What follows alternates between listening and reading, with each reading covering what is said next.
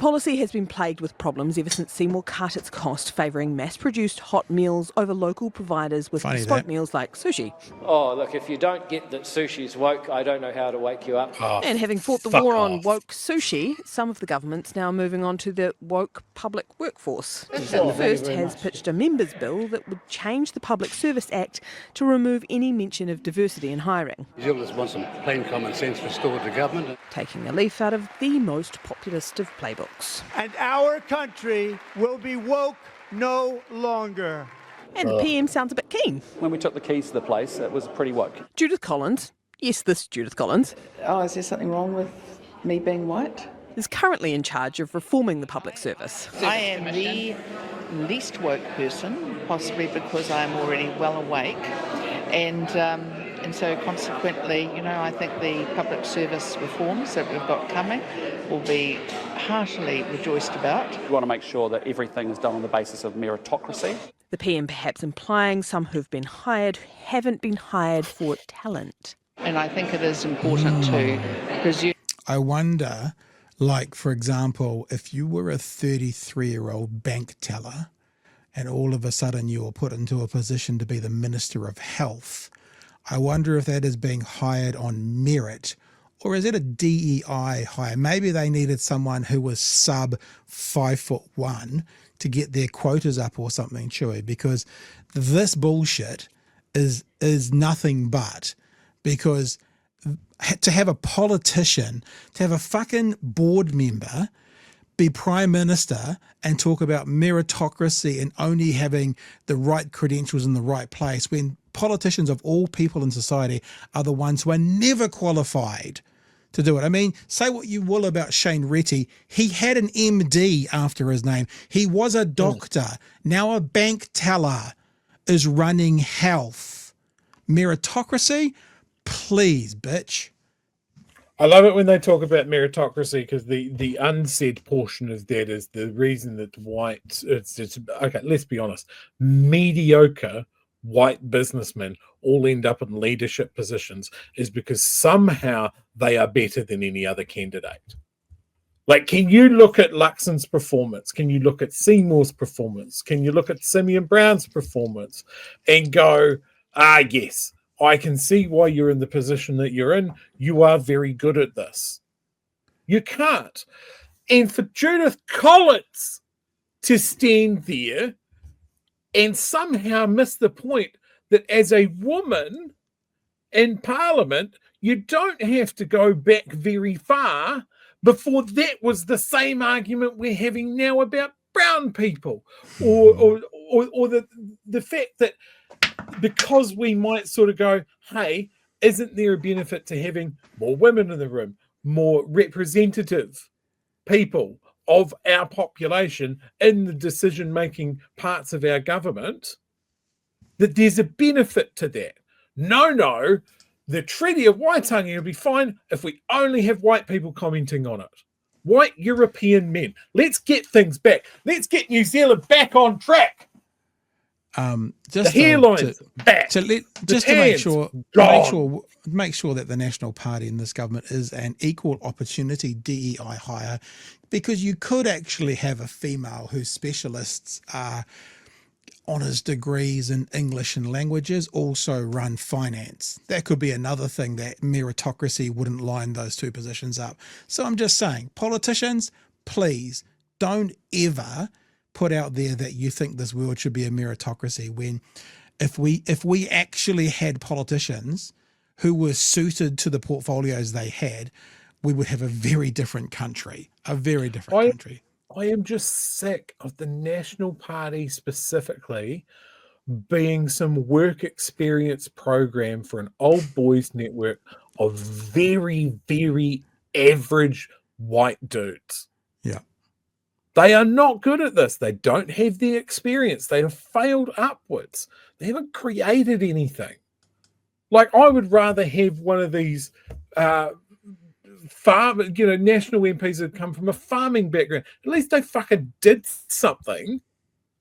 Like, I massively disagree with the positions that they take at times, but at least they did something, and they might have some experience in the farming industry. They might have a perspective that is valuable. What has Luxon done? What has Simeon Brown brought to the table?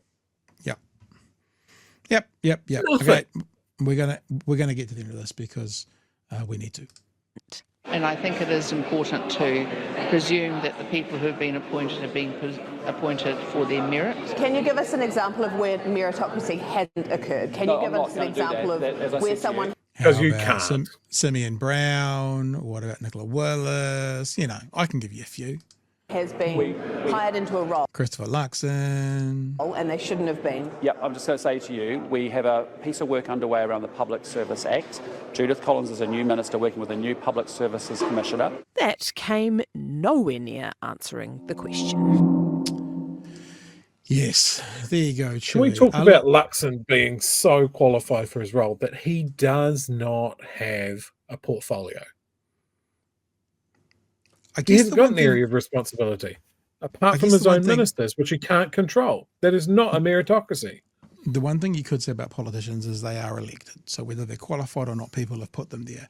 But if we wanted to be generous and say that for them, what about then all the appointments they've made to boards, all the appointments they've made to do, to do a report, for example, Bill English on Kaing Order, those sorts of things. Where's the meritocracy there? I've been a prime minister. How does that make you an expert in social housing? You know what I mean? It's like, let's just not play this game. And unfortunately, we've used this phrase a few times today, the jump the shark, that eventually the story gets so ridiculous it becomes overtly obvious that these guys are full of it. They have no narrative to tell. We're not there yet with this conversation in this community. We might be getting there with school lunches, but with this conversation, DEI, there's enough people out there who buy into this bullshit, who believe this bullshit, that we're not at the jump the shark moment yet, and that's a problem, Chewie. Yeah. Like the thing with DEI is always like, oh, they're picking someone because of their race over their ability. Well, I'm sorry, that's what you've got now. Yeah. Without DEI, you can't tell me that just because of the color of your skin or the school that you went to or the old boys network that you fucking have, that you are better than somebody else that has a more relevant work experience or life position or that sort of thing. Like it's just foolish. And for Winston throwing this out is one thing. It's fucking Winston. You know, he's got on the port and he's handed something out in social media, and a smart leader, someone who was good at politics, would have gone, you know what? I'm not going to fucking touch that. Yeah. I know that Judith is working on something better for her to talk about it, whatever, completely removed from anything that old drunk Winston has said. Well, listen. But this is Luxon walking into yet another landmine.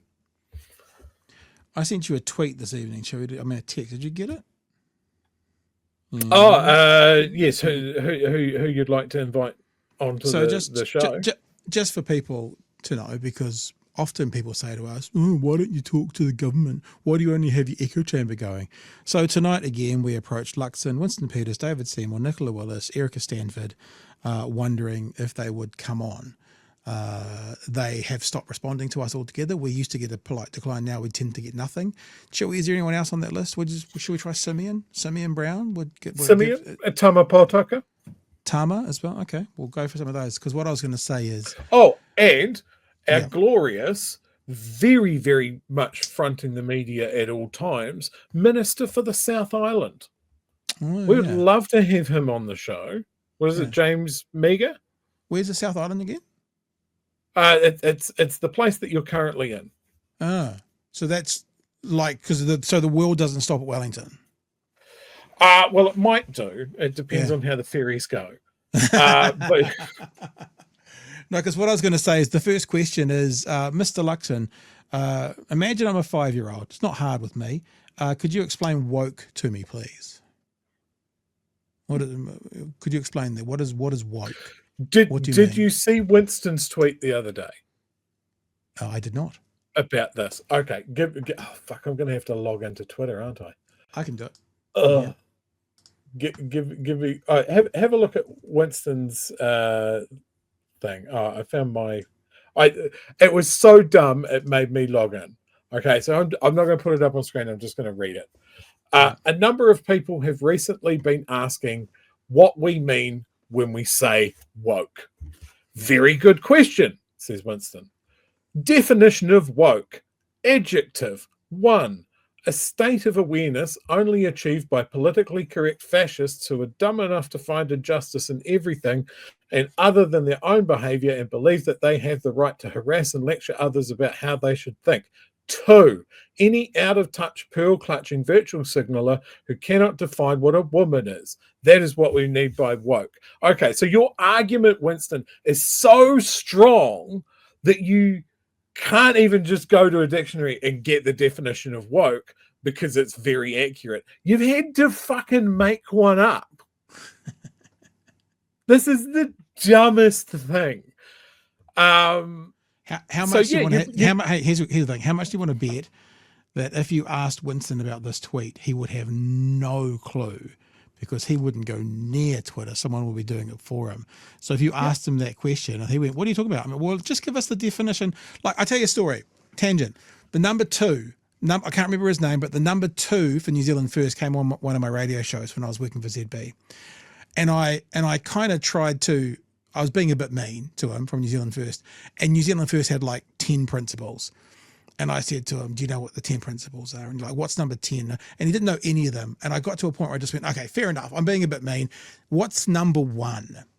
What's the number 1 principle that New Zealand First lives by? Your number 1." And he didn't know. And do you know what it is or what it was, Chewie? The leader is always correct. To make New Zealand first. That was the number 1. And he didn't know because they do things like this.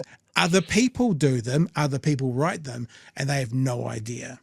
And as crazy as it sounds, I would love to ask Christopher Luxon, "Hey, what is a woman?"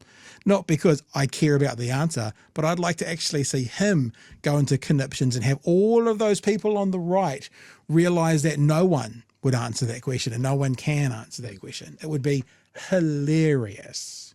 So as far as this fucking worm brain tweet that he's put out, of course, if you're just going to make up a fake definition, people will just go to the Oxford Dictionary and just post up the real one. Like, it's just dumb. The guy loves the smell of his own farts, don't get me wrong. But this is just, what's it like watching your multi-decade political career disappear in this sort of culture war bullshit?